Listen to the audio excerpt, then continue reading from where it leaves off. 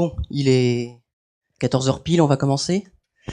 Bonjour à tous, je suis Vincent Miano et aujourd'hui je vais vous présenter un petit topo sur les sources de données externes que l'on définit par variable.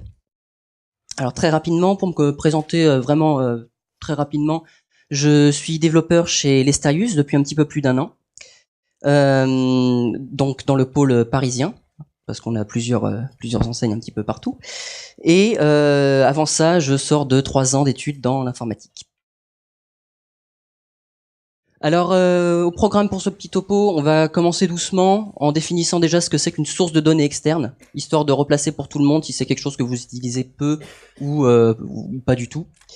Puis on fera une petite démonstration sur cette nouveauté de la 16 qui permet de définir une source le chemin vers une source de données externe à l'aide d'une variable. Et on verra au final quelles applications on peut tirer de cette fonctionnalité. Alors, qu'est-ce qu'une source de données externe? Eh bien, c'est un chemin que l'on définit et qui permet d'accéder à une autre base de données. Alors, cette autre base de données peut se trouver sur mon ordinateur local ou bien sur un serveur distant. Et ce qui est intéressant, c'est que cette source de données peut être une base FileMaker, mais d'autres types de bases, par exemple du MySQL, du SQL Server, de l'Oracle, etc. et d'autres types de bases que l'on peut venir définir si on utilise de l'ODBC. Alors pour définir ce chemin, il faut dans FileMaker se rendre dans Fichier, Gérer, Source de données externes. Et on a plusieurs façons de le définir. Donc en premier lieu, pour une base qui se trouve en local, on utilise file : le chemin vers votre fichier et le nom de votre base. Ici, il n'y a pas vraiment de chemin parce que la base en question se trouve dans le même répertoire que la base dans laquelle la source de données est définie. En second lieu, on peut définir une base distante, donc sur un serveur. On utilise fmnet : le nom de notre serveur et le nom de notre base. Et en dernier lieu, cette nouveauté de la 16, où je définis le chemin de ma source de données à l'aide d'une variable ici globale, $lien. Une fois que ça c'est défini, on peut, dans la définition elle-même, utiliser plusieurs niveaux de hiérarchie pour atteindre une même base. Par exemple, ici, j'essaie d'atteindre une base distante et vous voyez, on a une succession de liens qui sont séparés par des retours chariots. En fait, ce que FileMaker va faire, c'est dans un premier temps, il va essayer d'aller sur fmnet, fmserver, test, etc., base distante. Et si en essayant de se rendre sur cette base-là, il y a un problème de connexion parce que le serveur a un problème ou quelque chose comme ça, il va dans un second temps se rendre sur la base du dessous, etc., etc. On peut rajouter comme ça un certain nombre de bases de données. Une fois que ça c'est fait, dans mon graphe de liens, je peux venir rajouter une occurrence de table qui fait référence à une des tables qui se trouve sur une de mes sources de données externes. Donc pour ça, quand j'ajoute mon occurrence de table, au lieu de sélectionner mon fichier actif, je vais chercher mon fichier que j'ai défini par ma source de données.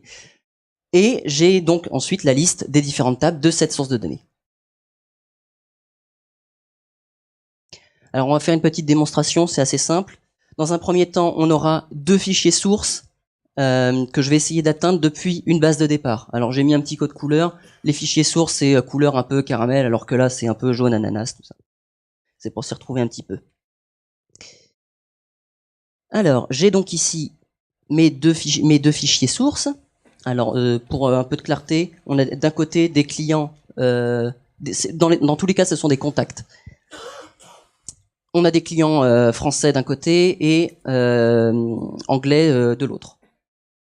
Donc, dans ma base de départ, je vais venir chercher, je veux bien ma base client France, je charge le lien. Ça, ce qu'on a ici, c'est pour que vous puissiez voir la valeur de ma $lien. Hein. Si je viens dans mon visualisateur de données $lien, il ressemble bien à ça. Et auparavant, j'ai bien défini dans fichier gérer source de données externe la base, pour ma base distante, le $lien. Et quand je clique sur voir le contact, hop, j'apparais bien sur mes contacts de ma base de clients France. Et ce n'est pas que de la visualisation. Hein. Toutes les modifications que je vais effectuer d'un côté se répercutent bien de l'autre.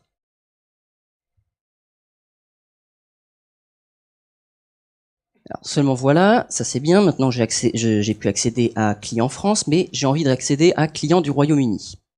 Alors, je reviens en arrière. Cette fois-ci, je sélectionne client Royaume-Uni, je change mon lien. Seulement voilà, je suis arrivé ici et pourtant, j'ai toujours client France. Pourtant, quand je suis ici dans mon visualisateur de données, le $ lien, c'est bien client Royaume-Uni. Alors en fait, il y a une petite limitation à cette fonctionnalité dans FileMaker.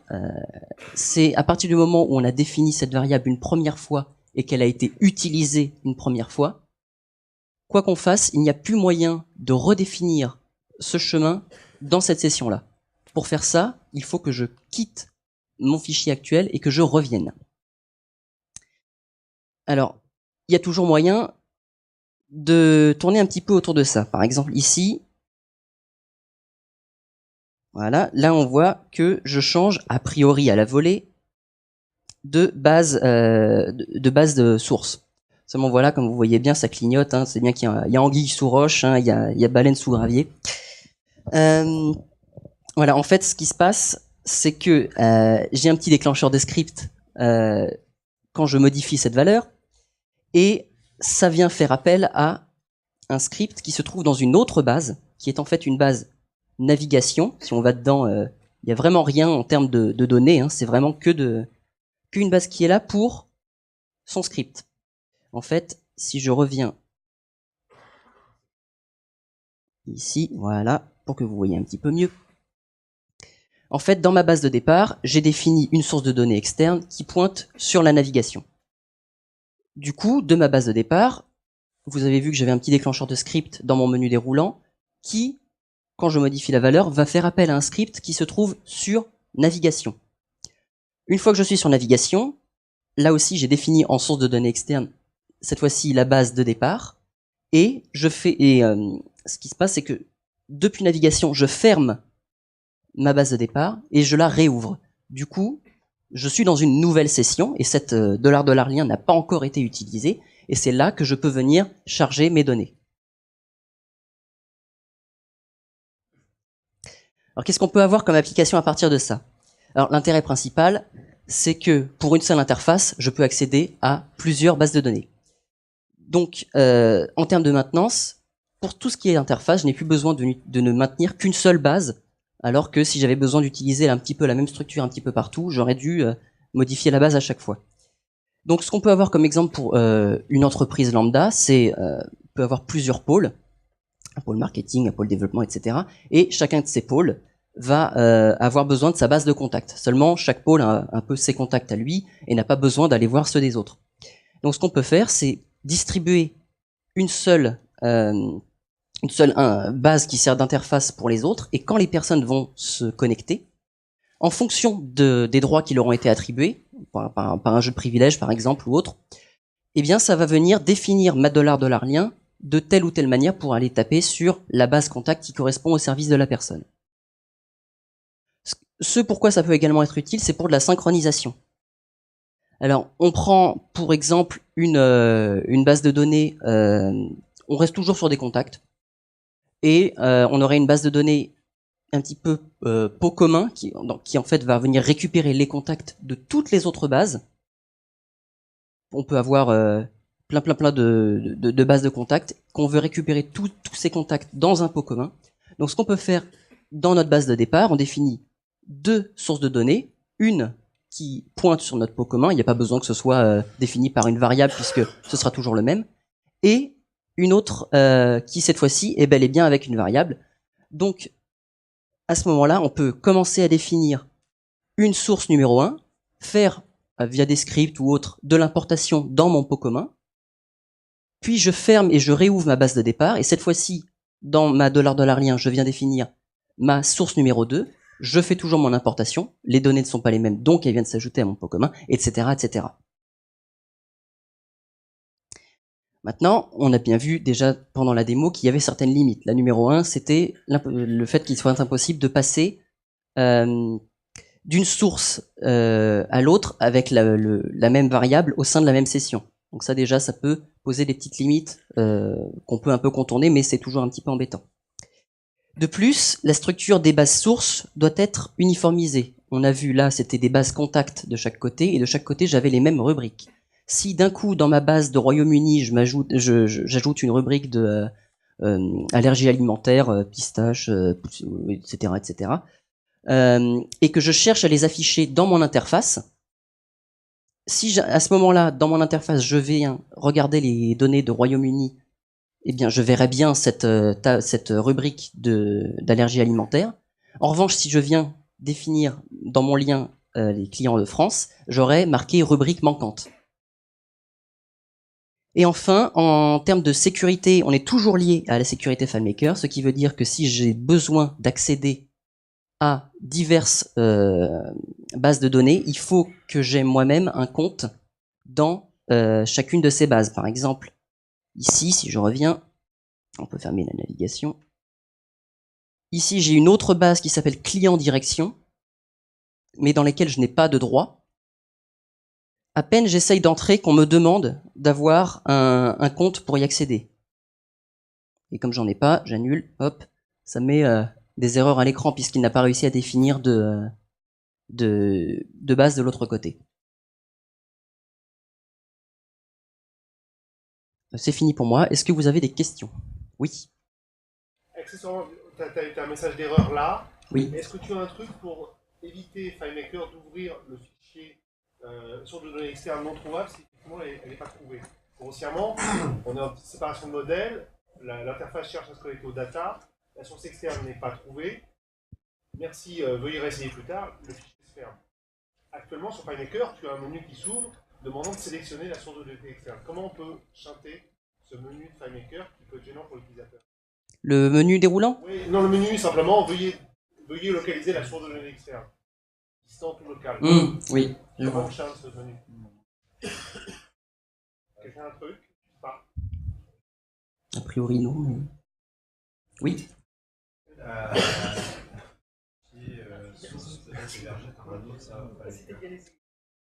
Alors, la question c'était est-ce que le fichier source peut être hébergé par un autre serveur? Oui, il y a moyen de dire que ben tiens, dans ma source de données, là j'ai un petit peu raccourci pour avec un menu déroulant, mais en fait on peut venir dire derrière que ben cette source-là c'est sur tel serveur, telle base, alors que cette source-ci c'est un autre serveur, une autre base. J'avais pas fait de test en web direct. Mais... C'est pas possible en mode web direct, c'est l'exception pour l'instant, ça va peut-être évoluer. Mais je me suis cassé les dents dessus.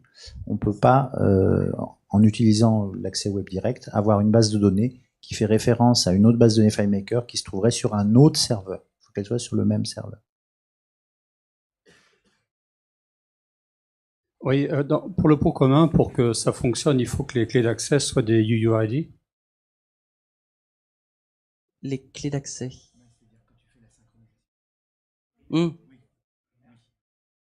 Non. Il y a 3 bases sources. Elles fonctionnent avec des clés d'accès pour chaque table. Et les clés primaires. Oui, ça serait quand même mieux que tes ID. Ce que tu appelles des clés d'accès, c'est des ID, tes enregistrements. Oui, des soit ID. des UID. Ça serait quand même mieux. Oui, on est bien d'accord. Ouais. Mais bon, c'est pas obligatoire parce que en fait, le pot commun qu'il appelait, c'est juste une interface. Il n'y a pas de data dedans, puisque les datas sont dans les autres bases. Ah donc oui, les ID peuvent être communs. Ok, d'accord. Okay. Oui, ma question, je repose la question à l'assistance, c'est est-ce que quelqu'un dans l'assistance a le moyen de chanter ce menu en cas de source externe non atteignable, en fait, parfait. Merci. Personne. J'ai un bout de réponse pour ça. Donc, FileMaker, il va ouvrir une source de données externe, que ce soit d'ailleurs par variable ou pas par variable, au moment où il estime en avoir besoin, ce qui n'est pas forcément le moment où toi tu penses qu'il en a besoin. Et notamment quand il exécute un script de démarrage, par exemple, si ce script référence une rubrique qui se trouve dans la source de données externe, même plus loin dans le script, c'est-à-dire par exemple tu pourrais imaginer, je vais commencer mon script par définir la variable, puis utiliser une rubrique liée. Tu pourrais estimer que FileMaker va, au moment du script, au moment du path script où il fait appel à la rubrique, être au courant de où est la variable et donc ça va marcher. En fait, ça marche pas comme ça parce qu'il va compiler le script dès l'ouverture du fichier Et s'il voit qu'il y a une dépendance à une source de données externe, il va tout de suite te dire je l'ai pas. Alors le truc est très simple, c'est de faire appel à cette dépendance dans un sous-script. Parce que là, du coup, FileMaker est content. Donc dans le script principal, il va résoudre la variable. Et puis dans le sous-script, il va se dire ah bah c'est bon, j'ai tout ce qu'il faut pour aller atteindre cette. Oui, j'avais plus une question autour de données externes type SQL. Est-ce qu'on peut avoir le même degré de synchronisation avec une donnée externe SQL? C'est-à-dire que quand je modifie un champ qui est visible sur FileMaker, on peut faire en sorte que ça le modifie à la volée sur la base? A priori, oui. Ça reprend le même principe que pour le reste, même si c'est pas la même base de données FileMaker. D'accord, ok, super. Pour répondre à ta question sur le message interne à FileMaker qui se déclenche automatiquement, et on n'a effectivement pas trouvé moyen de l'empêcher, quand il ne trouve pas la source de données externe. Il nous a montré qu'en fait on pouvait, dans une source de données externe, spécifier plusieurs chemins.